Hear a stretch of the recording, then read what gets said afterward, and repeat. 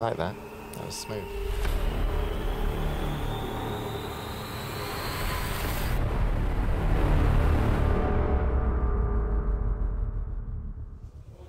Excellent. Perfect.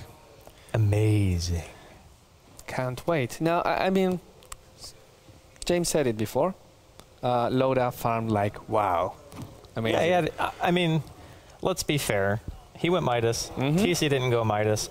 The Weaver has an easier time farming in that game because of his mobility, and it's very difficult to catch him out of position. So once the laning phase breaks down, you can abuse the map a bit more than TC could have given the circumstances. And he had entirely a total of 1 gank. Yes. So with that in mind, we also have another amazing farmer, but also team fighter in Khavos. And I'm going to go on a limb and say that will be the matchup of the day. Are the two guys that we want to see who is going to outplay the other. Who is going to game more? Yep.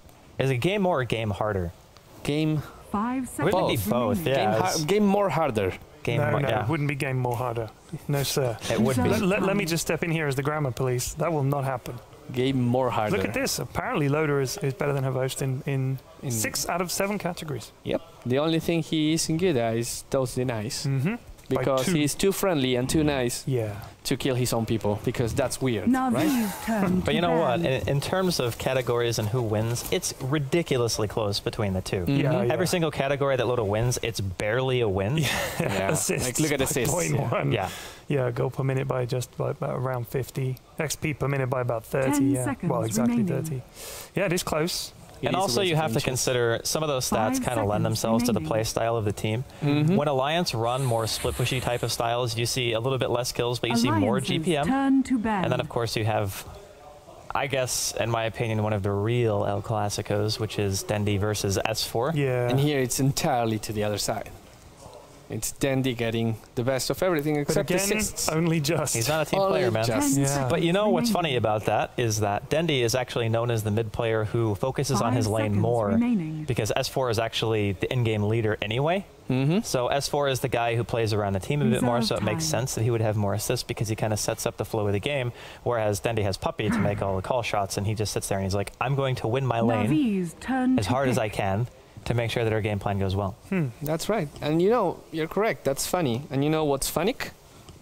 Excellent transition, by the way. All right, I'm going to be totally honest. That was awful. You know what else is funny? There you go. Yeah. Admiral Bulldog, that was not funny. Funny,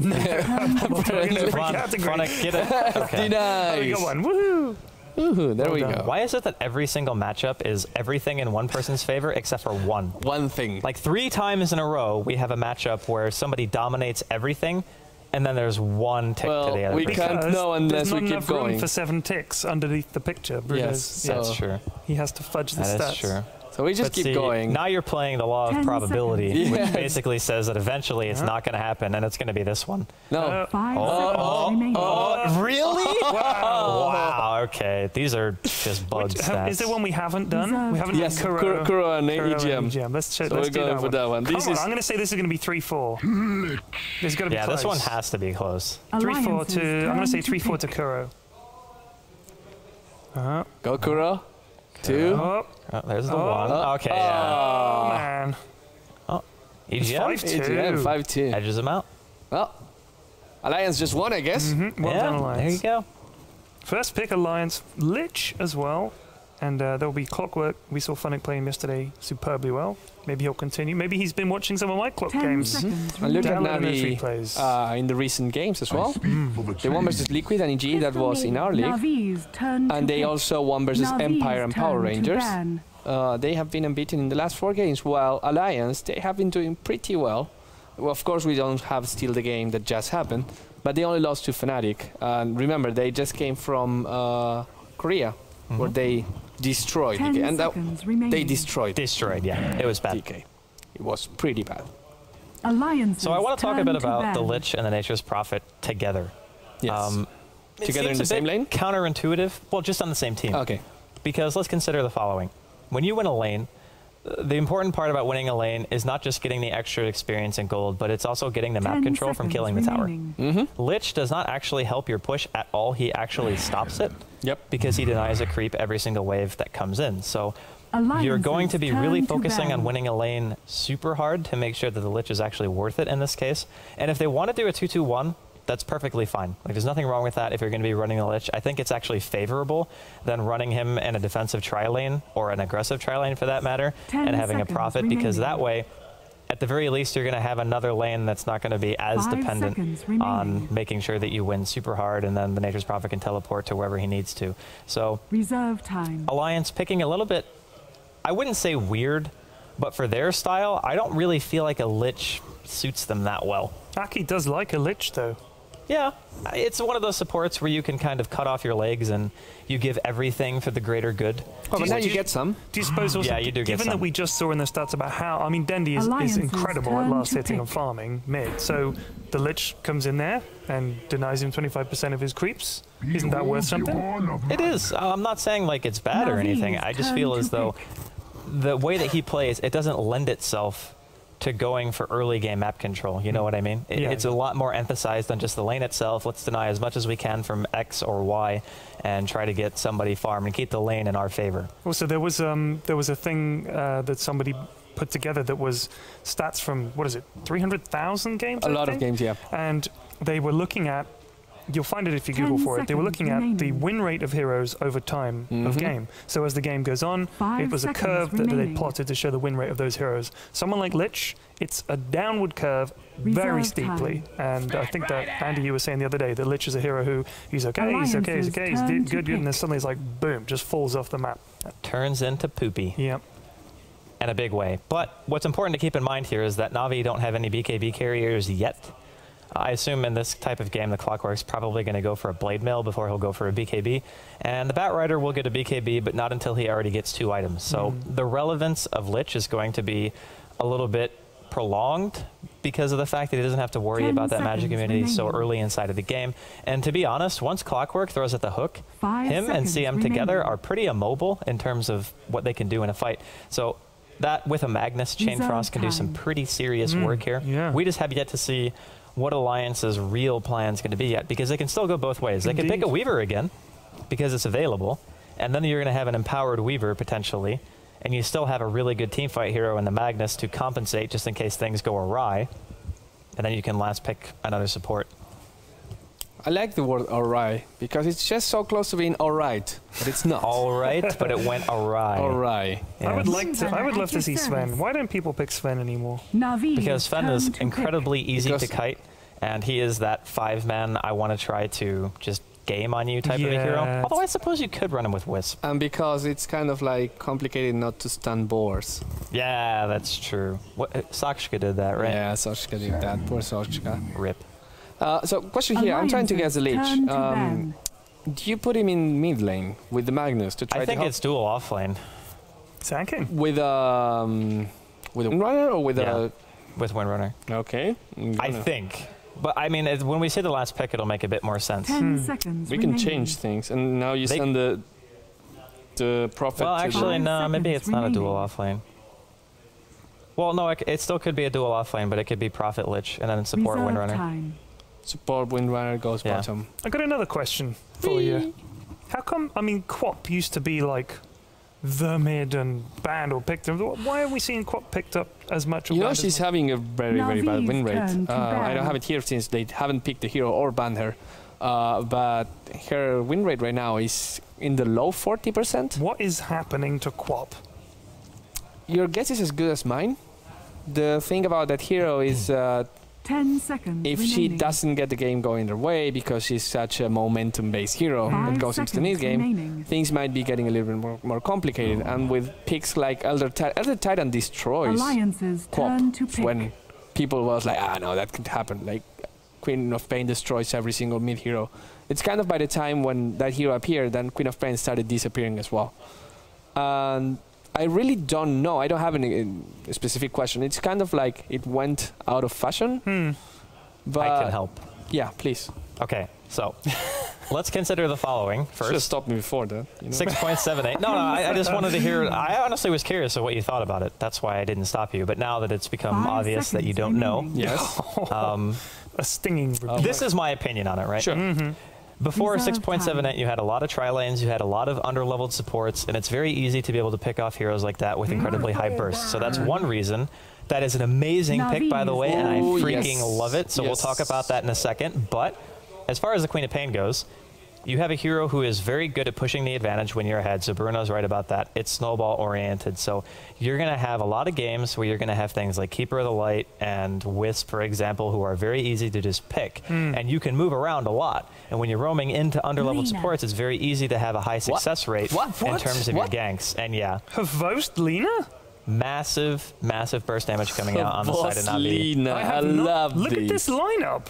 The two sisters. This is like the gamiest of game lineups. Yeah, I don't think I've seen NaVI play the sort of no carry lineup before. Well, Lina can technically carry. I've never seen that. Oh, what is? What? Sorry, there was an Excel spreadsheet behind me on the television. I was confused. Everything's fine. No, they didn't see the spreadsheet. No, they didn't. Okay, good. I do want to finish the thought on Queen of Pain before it just gets lost because of the excitement of seeing a Bristleback and a carry Lina.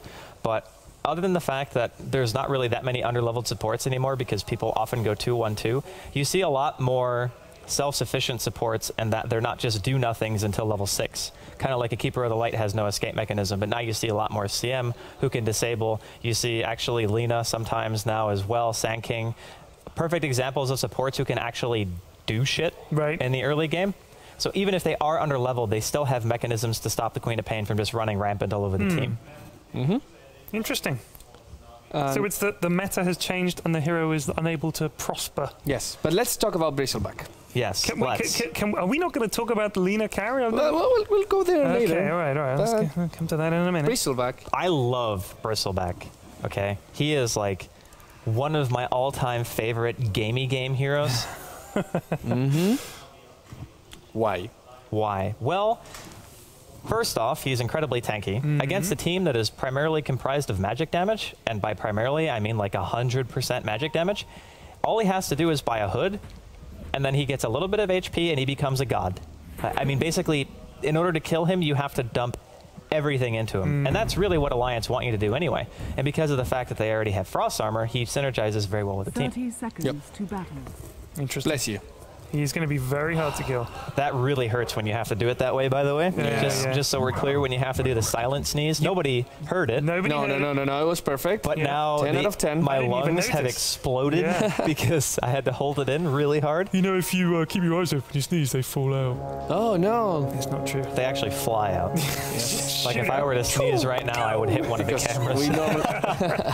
The battle because there are so many reports of that happening in the world. Yeah, it happens all the time, dude. Yep.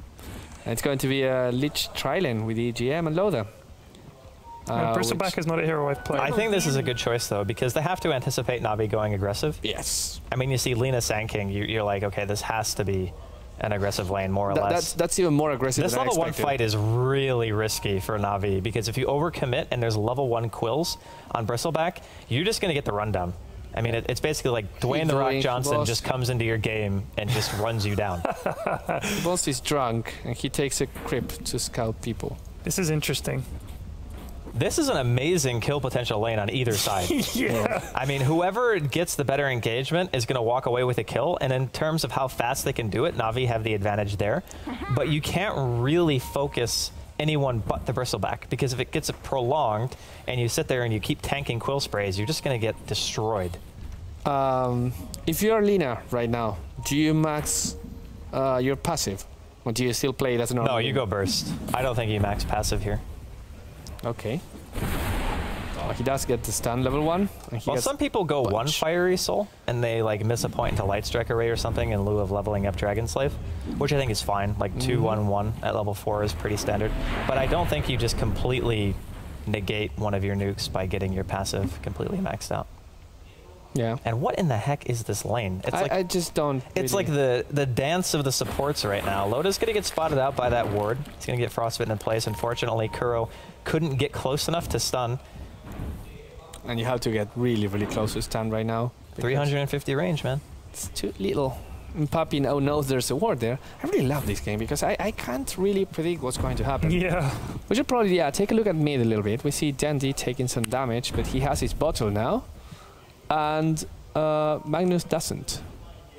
Well, he doesn't really need a bottle, actually, against the Bat Rider, because he's going to have a very large amount of wand charges. Because ever since the change to base damage on Bat Rider, a lot more bats are just very liberally using their Q to make sure. You have to. Yeah, to make sure that you can last hit. And Loda, thinking about going in here.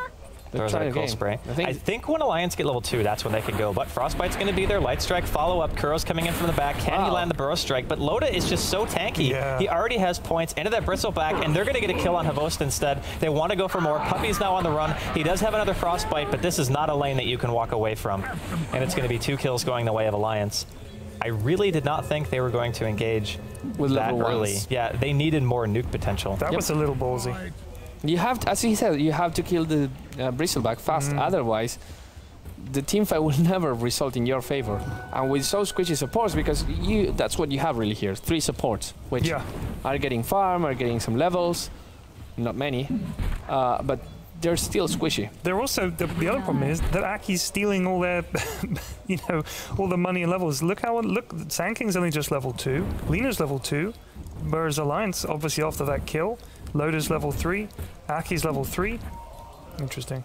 I'm a bit surprised that he actually got goo at level 3.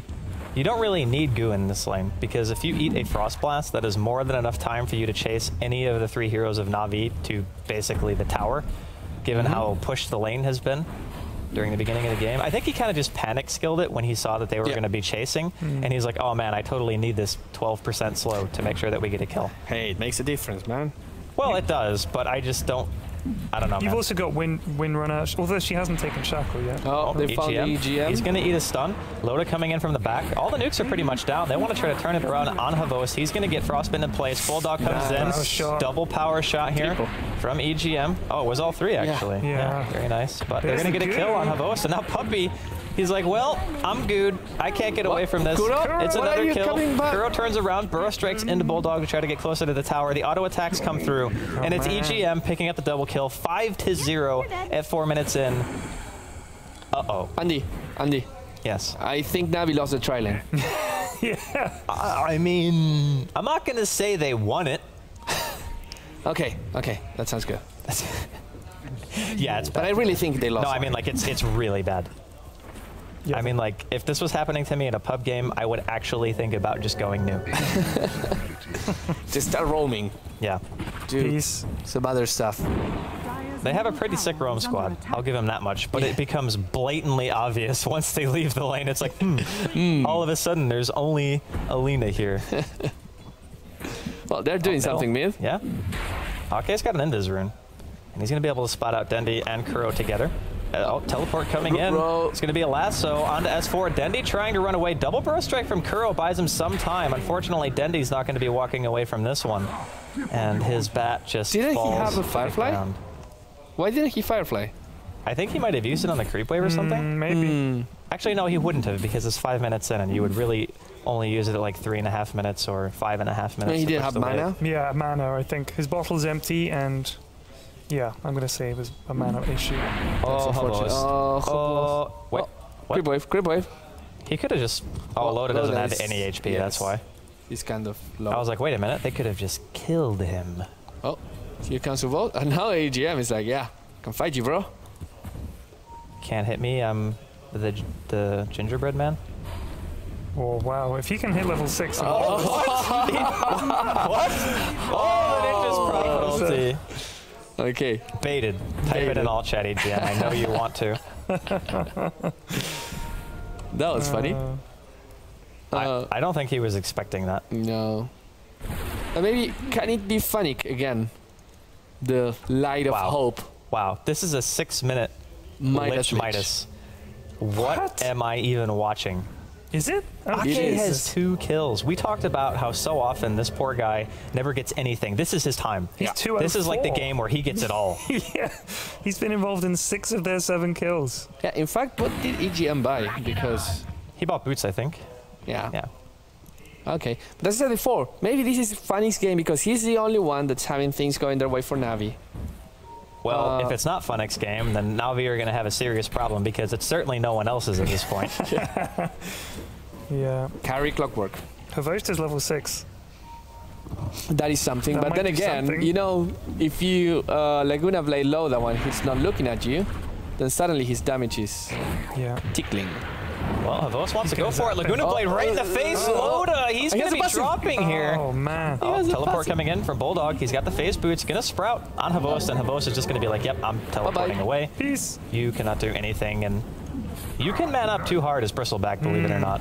Especially before you even have your casual cloak. You have to respect Laguna Blade. Is the damage reduction all damage? Not All just damage. Oh, wow. Yes. Okay. If he was looking behind, he will have like 60% reduction over his magic resistance, That's and it crazy. stacks prettily. So you just get like a cloak and Yeah, and just don't look at run other around, people. not caring.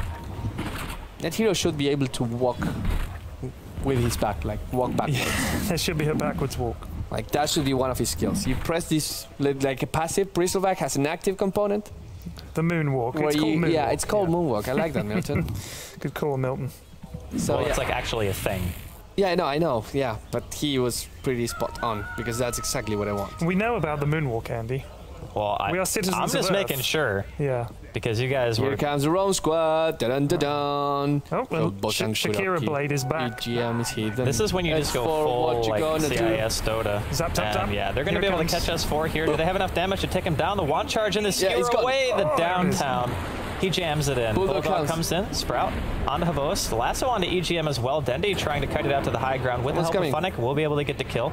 TP canceled by Ake, so he wants no part of this fight in middle lane as Kuro is getting pelted down by that tier 1, but with a sandstorm, he'll be able to disjoint the damage. Maybe Aki had his Midas on cooldown. I was like, nope, I'm not going. I'm getting my Midas. Yeah. Oh, it actually was about Yes. off cooldown around the time that he would have TP'd. So he's like, nah, I'm just going to get some more money. Yep, Money that's Lich. how it works. I'm level 6 and I'm a Lich, but it doesn't matter. Also, Hood being purchased here on Bristleback. It's going straight Hood. Yeah, it's really good. Yeah.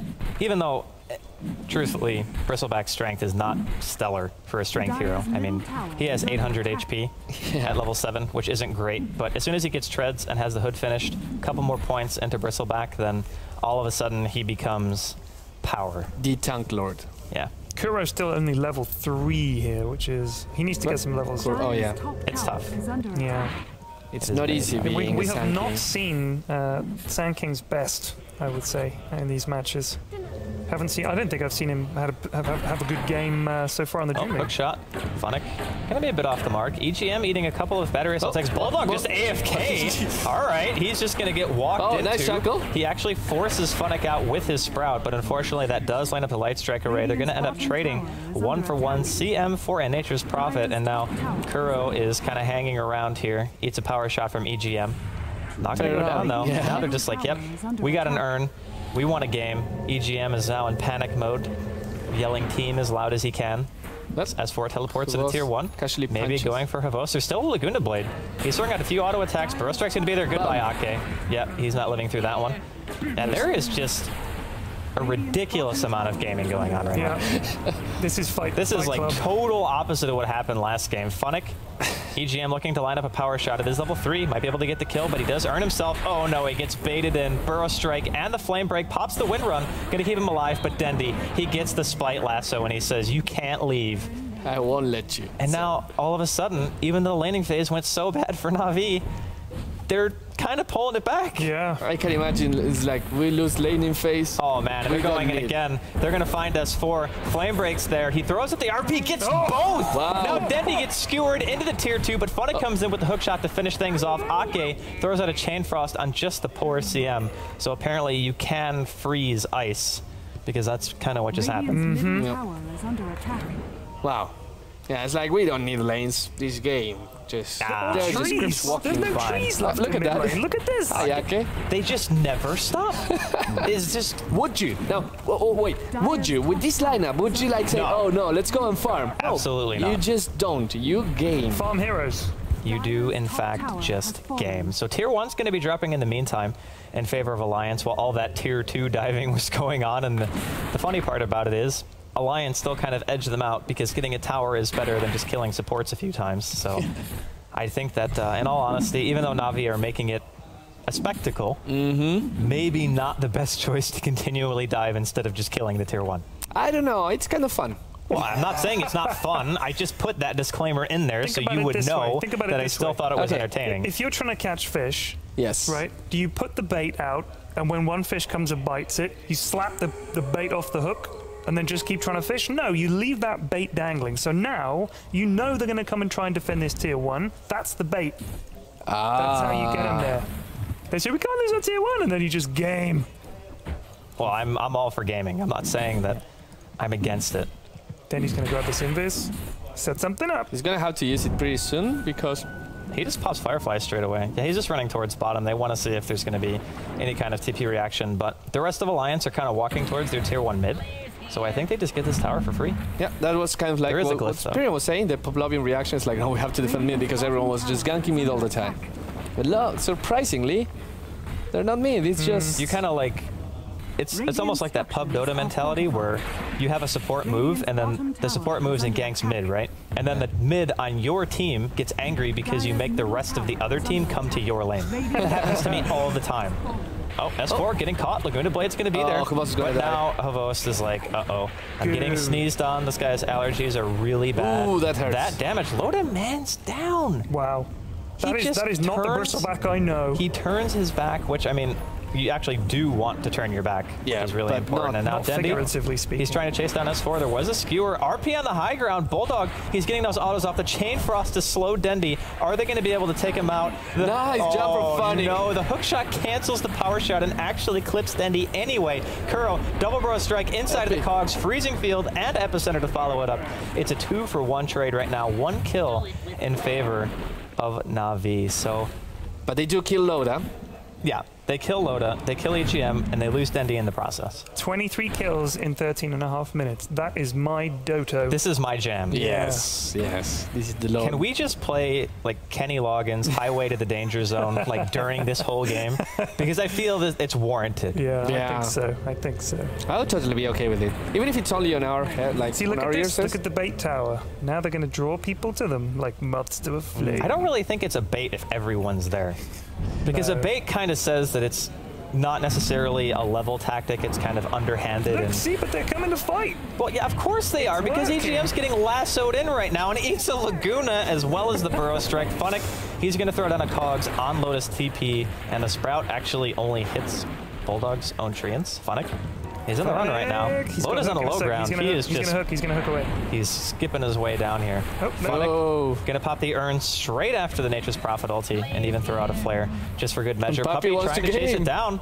There's no skewer on S4. Oh man, so close to being able to follow that. Flame break going to be there from Dendi too, but Havost, he doesn't have health to fight right now. No, but Funnick could do something. Hook shot, going to hit the tree, and Dendi coming in. He's got the haste rune actually. They're going to try to chase down S4 first, and I think they'll be able to get him quite easily. BKB now popped by Funnick as well. Loda, he's on retreat. Funnick is on a mega kill, and now Bulldog, he's going to be in trouble. Flame break back, shackle to the tree. Here comes the power shot from EGM, maybe? Did he already power shot? Yeah, he did. Okay. Dendi going to get chased down though. I was like, wait a minute. Did I just miss that? Loda, he's around an entire team. The power shot actually picks up another kill. Kuroko is down. Ake on the high ground. He secures the Crystal Maiden. And now Funnick, he's stuck between a rock and a hard place. Power shot going to be off the mark this time. And the shackle, because there's no trees, they're all dead. Apparently Batrider has been in this territory. Havost has the Shakira blade back now, so I wonder if he's going to go looking for somebody. You can't take out EGM. What a game. This is fun. Yeah, this is more like. And you know who's still there? Havost is just like 20% HP. Oh no, he gets scouted. The Sprout in the high ground. He light strikes himself out of it. The spite ult on Aki. So I gotta use his ultimate. It's gonna be on cooldown when I respawn anyway, so. You know what the irony of that is? If he had just stunned Ake, he probably would have killed him. Yep. But I'm not sure he saw Ake. Yeah, not at first. That's a good point. He probably didn't see him until after he had already stunned the trees. I've just noticed that that's only a 50-second. That's only a 70-second cooldown at level 1 Laguna Blade. Yes. Yep. Laguna Blade is kind of. Why don't they show Lion some love? No. You don't understand. The scaling of Lion's ulti is better by like a lot. Because once you get to level 3, it's a 40-second cooldown. Yeah, he's caught. Burrow Strike. not going to be able to do anything, really, and he just kind of dies. And it's 17 minutes in, and that man does not have a blink. Yeah, he had a tough start. But he's got his mana boost, he's level 9, he's almost got a blink. There's so much gaming that he cannot get a blink, because between Funnick and Dendi, they just hunt him every single fight. He's died 4 times. That is not fun.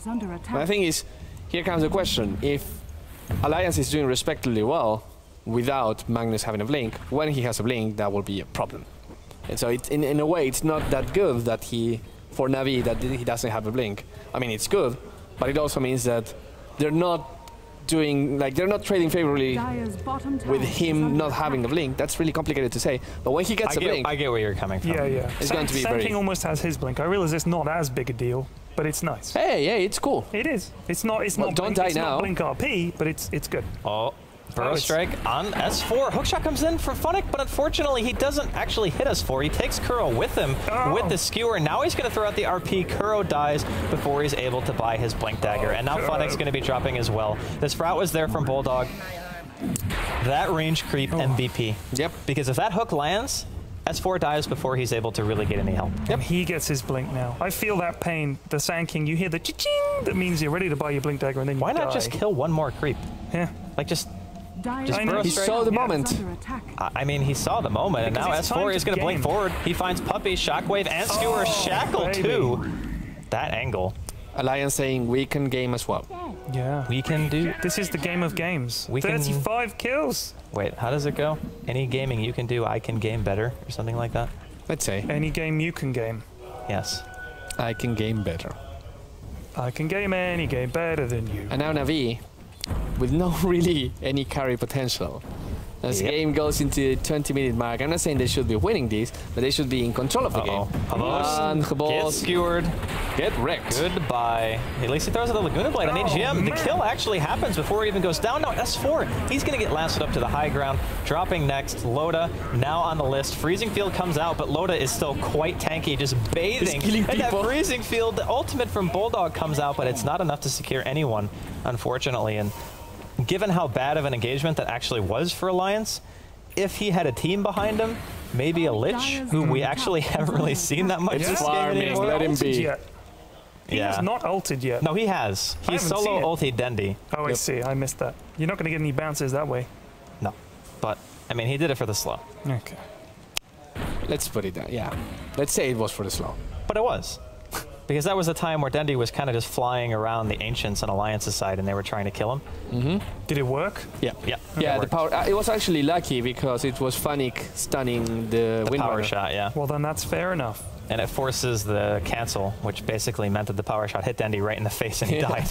If it results in a kill, it's a good Lich ult. That's the way I always see it. Well, that can be said for like any ability. Nah. If this ability gets you a kill, then you did it right. Yeah, but if you use Except it for and Voodoo Restoration. if it's like a big you thing, can't get a kill from Voodoo Restoration. like Black Hole, if you get one kill with Black Hole, hey man, a kill's a kill. Sometimes people are too stingy with their black holes and don't drop them at all. I actually played a pub game yesterday with an Enigma who managed one black hole in the entire game. He was so scared of wasting it. Did he have a Rubik on the other team? No. What? No, he was just terrified. What? What happened? Well, yeah, I can understand this. I mean, I can get behind this. Yeah, really? You don't have any carry potential. You're going to do magical damage. Like, the only answer is more gaming. Yeah. More gaming. Up the gaming potential. Well, they're going to spot out Loda, and Loda does not give any shits about that Nova, unfortunately. S4 sitting in the back, might get spotted out. Light Strike Array is going to be there. S4 blinks away. Loda eats a Laguna actually from the front, taking quite a bit of damage now. It's going to be a last onto S4. The Chain Frost going to be doing quite a bit of work here. Epicenter comes in from Kuro as well. It's a 2-for-1 exchange. The Chain Frost just never stops. Bulldog drops along with Havost. Right now, it's actually 3-for-2 in Navi's favor. Now Funnick and Dendi are chasing down EGM. Windrun's going to be popped. Shackle onto the melee creep of Puppey, and Dendi gets picked off in the back to Ake. Now EGM trying to man fight the Clockwork, not going to be successful. Almost everyone in the game basically just died. The only people who are alive are Clockwork, Crystal Maiden, and a Lich. Yeah, that Lich ult, by the way. Yeah, that was... Funnick's not done, man. He's got a Force Staff. Yeah, but he can't jump with Hook. He waited a little bit too long. There's the mech on Aki. It's so funny. So I don't understand why he gets the Midas when he probably would have got these items anyway by this point, no? Your Midas is kind of like an insurance policy. Funnick. Oh, that's a spite RP. S4 is like, I didn't get to ult last time. I'm ulting you. This is what happens. Oh, hook away. He hooked. Hook away. He hooked, but... He did hook, but he hit them. Damn. Yeah. We want to get out here, please. Yeah. What a game. The boss comes again. He's going for an Acceptor. Yeah. Because you have nothing more than magic damage. And well, I'm surprised no one's going for a bait. The Scepter damage upgrade is pretty significant. It is. At level 3, it's 300 more damage. That's good enough, you know what I mean? Like, if you think about it, 1200 damage, that's almost a one-shot to the Lich or the Windrunner. Bulldog's got a bit more HP because he's opted to go for a Necro Book and possibly BKB. Okay. Getting caught out mid. Oh, yep. That was not technically one hit. But, you know, okay, right. So, I love the Bad Rider pick. Okay. And I kind of really like the Clockwork pick. But if there was a way to put Elder Titan in this team, that would be amazing. We actually saw a Elder Titan Crystal Maiden Lina tri-lane. Yes. And it was sick. It destroyed everyone. Do you think they could maybe get rid of the Sand King? Yeah, probably. I don't think you need the second stun, honestly. Yeah. I think, especially considering how short of range it is, I think Elder Titan just works better. Outside of the fact that Epicenter during team fights with a Blink Dagger is really nice, and Sand King is more of the initiator type of a guy, so you have Clockwork, Bat, and Sand King who can all start the fight or counter-initiate if need be, and S4 is just... He's basically James Bond right now. Da da da da. Yep. Is he the spy who loved me? Is he Dr. No? He's just biding. I think it's Moonraker. He's biding his time. What's your least favorite James Bond, Pyrian? There's quite a few. Are we talking about least favorite as in who played him? Well, gonna have to hold that thought. S4 gonna skewer out of Funnick's cogs. And Funnick, he forced us back up to the high ground, so the fight is basically reset at this point, but S4 could potentially still get a decent RP. And Funnick, he's gonna get caught out by the Necro Book, and Bulldog gonna be dropping here shortly. Here comes the goo. Funnick, he's trying to run away. He pops an Urn Charge, and he's not gonna get away, unfortunately. But they're chasing down mid. They want to go for EGM. There's 3 heroes from NaVI chasing right now instead of trying to go for any form of defense. Wow. Epicenter used as well. Questionable. Double RP on Kuro and Dendi. Skewer back right into the chain cross. And they just die immediately. Havos now on the run. Unfortunately, not going to get far. Dang. And that's 4 down. They killed EGM, and they killed him good. But he buys back. This is serious game, sir. This is crazy. I don't even know if this is Dota. This is 53 kills in 25 minutes. For a certain definition of Dota, this is Dota. This is what I love. Like, the thing is, I know there's lots of people right now watching that are hoping, praying that NaVI wins, not only because they're rooting for NaVI, just because people like to see unconventional strategies win. Yeah, well, Bristleback is pretty darn unconventional. Yeah. But, I mean, you'd be surprised. It's getting picked more and more these days. It gets picked in the Asian scene. Yeah. But it doesn't get picked in the Western scene pretty much at all, ever. Well, now it's happening. Well, yeah, once. Well, maybe this is the beginning of a pretty beautiful trend. I hope so. I'm never going to say no to a hero that literally has to game. What do you think are the weaknesses of the hero, if he has any weakness? Drawn-out fights in some regards can actually be bad for you. If, say, for instance, you don't get enough quill stacks on somebody and people just keep resetting the fight, like very highly mobile heroes like Queen of Pain, they really hurt Bristleback because you can't ever get enough stacks to become a real threat to her. But his weakness is that his stats are pretty bad. He's kind of like an Ember Spirit in that regard. His stat gain is just meh. He has very high int gain for a strength hero, but that doesn't really help you tank up, which is kind of the whole point of the hero anyway. And typically you build him very mid-game centric just due to his skill set, which means that the later the game goes, the less threatening you become, and you have to actually replace items, which is really bad, because it's basically just gold that you lose by selling something and then trying to buy another item to make that transition. So I feel around 35 minutes or so, after that point, he starts to go downhill. just as a one roll, because he is being played as a carry here. Yep. Due to the fact that Lotus picked it up. Bulldog. He gets caught. Kuro just channels the Epi. They want to kill him straight away. Pops the BKB. Going to be alive for the time being. Shackle onto Kuro and the RP. Chain Frost to follow it up straight away. Skewer as well. Now Dendi is on the run. He's got the haste rune. 4 people already dead on the side of NaVI. Like just like total destruction. Weird things happened there. Can't catch me. Oh, they're going for the catch. No auto attack from S4, so Dendi's able to blink away. BKB is forbidden. That's pretty much what you should say in these circumstances. Yes. Dendi, he manages to get out. Easy. What a game. They're playing this in exactly the right spirit. This is really good. He's really tanky, man. Yeah, he is. He just realizes, he's like, you know what? If I buy the item that turns me gold, I'm actually invincible. In this like, game. I can't die. In this game in particular, I can't die. But I guess, I mean, watching this, I don't think any of the 2 teams actually were taking this game seriously. I think it's fun that they decided to pick lineups like this. S4 just dies at the tier 4s. No, but I mean, you can not take it seriously and at the same time have fun and make it fun. Yeah, which Bulldog is what happens. Gonna get caught once again. Shackled to the tree from EGM. Laguna Blade to finish off Bulldog. Puppy dies in the meantime. Chain Frost used on Kuro. One of the lesser Chain Frost that we've seen this game in terms of effectiveness. Lotus stuck behind enemy lines here a little bit. Gonna be forced to back out.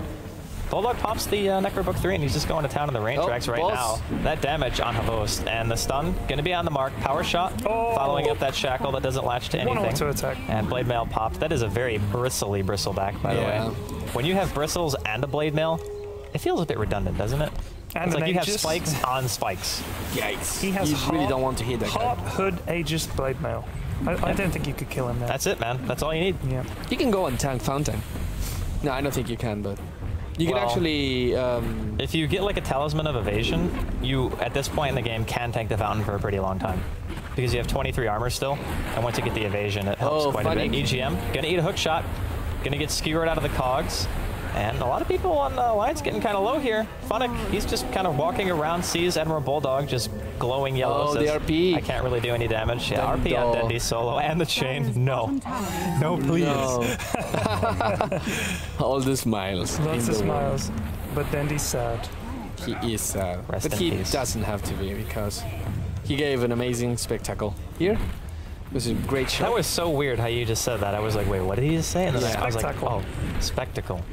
You said like spectacle. But if like you think Spectre has a new ability called tackle. Spectacular. Spectacles. It's basically spelled the same up to that point. There's no reason. English language is kind of stupid. It is. It pretty much is. But yeah, spectacle. Loda, go away. Don't Loki, please. I don't really get that reference, actually. Wow. I'm a bit confused. Hook shot onto Ake. No, don't kill Ake, please. Yeah, it's from Phil. No, I mean like, okay, Milton, I got the reference, but I'm not understanding the association between him and the movie. It's not like they have Zeus or something like that. Yeah. Bulldog, yes. Kill secure. Go Sand King. Loda. Loda has to be having so much fun this game and the previous round. Everyone let him just farm whatever he wanted to. And he hasn't died in forever. And he built whatever he wanted. So, yeah. Pretty satisfactory. He's going for Cuirass now. Dendi looking for people. Well, he is looking. Chain Frost again. Just one person. Ake force-staffing himself to safety. Here comes the Wombo combo onto EGM and the Flame Break to finish him off. 1-for-1 exchange. 3 people on the side of Alliance dead, though. EGM just buys back. Oh, wow. Okay. Well, that's...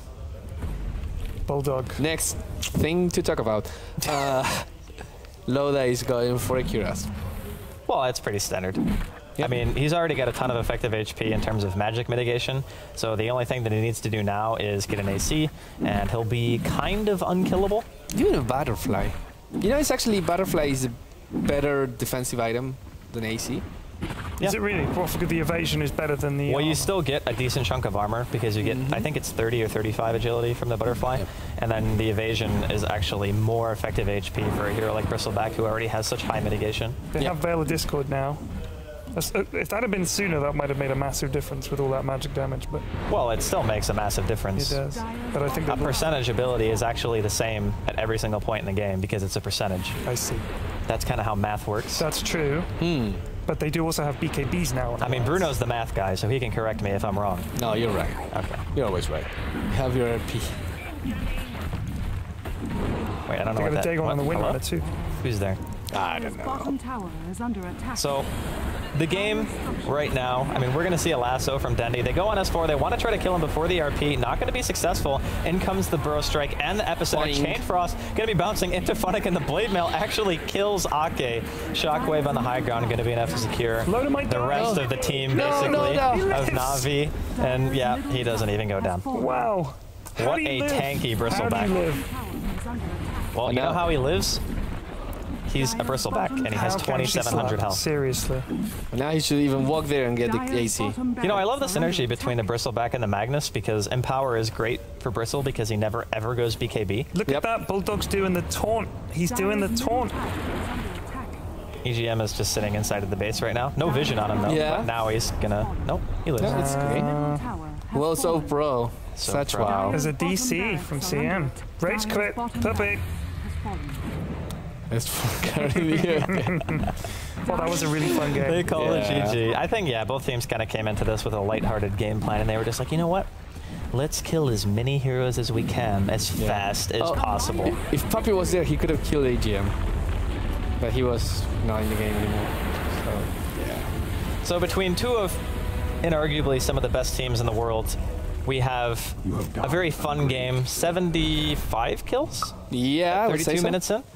So one of the gamier games we've had a chance to see. EGM, 10-10. And I don't want to go like super in-depth analysis, but most people who are even a little bit familiar with Dota can just look at NaVI's lineup and say, all right, after 25 minutes, if you haven't won, you just won't win. Yeah. Yeah.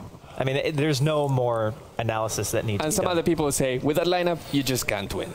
Well, with that lineup, you just kill a lot. And then James appears at your desk.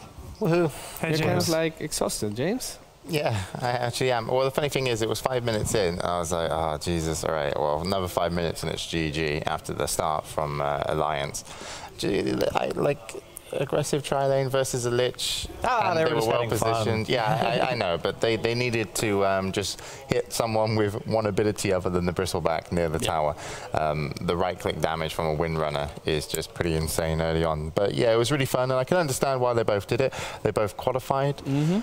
They've also got MLG coming up this weekend, and then straight after that they got DreamHack Winter. So plenty of prize money on the line going into the end of the year for Dota 2. Saving strats. Yeah. Well, I also think like Bristleback isn't necessarily a saving strat. It might have even been for Alliance as like a... I would say the test run was ruined, but it could have been actually leaning towards a test run, just because Bristleback is very viable in terms of actually having a tri-lane with the two sisters and a Sand King. That's just pub fun. Yeah, but the funny thing is, Alina was the last pick, too. Yeah. Well, not technically the last pick, but the last pick for NaVI. Yeah, and then they're like, are they really going to do that? And they're like, wait, I've got it. Bristleback. Yeah. No, it was good. And it was nice to see some fun plays from both of them. And Admiral Bulldog was just being a bit cheaty, picking up a BKB. That's just, that's just rude. wrong. Yeah. You don't do Pavo that. saw it, and he was like, this is just BM, honestly. Yeah, it is. All right then, guys, so we're going to go to a commercial break, and when we come back, it's going to be the final game of today and also all the online section for the league before DreamHack Winter, and it's Evil Geniuses versus Alliance. So join us back after the break.